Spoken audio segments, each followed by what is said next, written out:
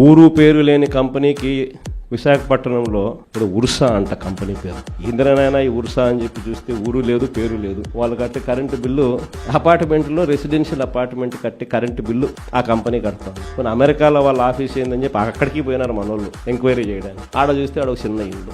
ఊరు పేరు లేని ఈ కంపెనీకి 3,000 కోట్లు విలువ చేసే భూమి 99 పైసలు కంట. రూపాయికి ఇడ్లీ వస్తుందో రాదో నాకు తెలియదు కానీ చంద్రబాబు నాయుడు హయాంలో మాత్రం ఉర్సా లాంటి ఊరు పేరు లేని కంపెనీలకు 3,000 కోట్ల రూపాయలు మాత్రం డబ్బులు దోచిపెట్టి నాకింత నీకింత అని పంచుకునే కార్యక్రమం జరుగుతూ ఉంది.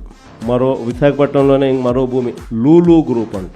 లూలు గ్రూపులకు, లిల్లీ గ్రూపులకు 1,500 కోట్లు 2,000 కోట్ల రూపాయలు విలువ చేసే భూములను టెండర్లు లేదు, మన్ను లేదు, పాడు లేదు, ఊరికి ఆయనకు నచ్చింది ఇచ్చేసి నాకింత నీకింత అని పంచుకుంటా ఉన్నారు. అమరావతిలో 2018లో ఇవే టెండర్లను పిలిచినప్పుడు చంద్రబాబు నాయుడు హయాంలో 5 ఏళ్ల కిందట వీటి విలువ 36,000 కోట్లు.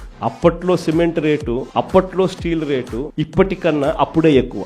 ఇప్పుడు ఇంకా తగ్గినాయి సిమెంట్ రేటు, స్టీల్ రేట్లు. అయినా కూడా ఆ 36,000 కోట్ల విలువ ఈరోజు 78,000 కోట్లకు పెంచేసి టెండర్లు వాళ్ళకు సంబంధించిన వాళ్ళకి మాత్రమే రింగ్ ఫామ్ చేసి వాళ్ళ కాంట్రాక్టర్లకు మాత్రమే ఇచ్చుకుంటున్నారు. అంతేకాదు ఇంతకుముందు మొబిలైజేషన్ అడ్వాన్స్ లేదు. పని చేస్తేనే ఎవడైనా గవర్నమెంట్ డబ్బిచ్చేది. ఈయన వచ్చినాక మొబిలైజేషన్ అడ్వాన్స్ అని కొత్తగా మొదలుపెట్టాడు ఇయడం. అంటే 10% మొబిలైజేషన్ అడ్వాన్స్ ముందే ఇచ్చేస్తాడు, వాళ్ళ దగ్గర నుంచి 8% ఈయన తీసుకుంటాడు.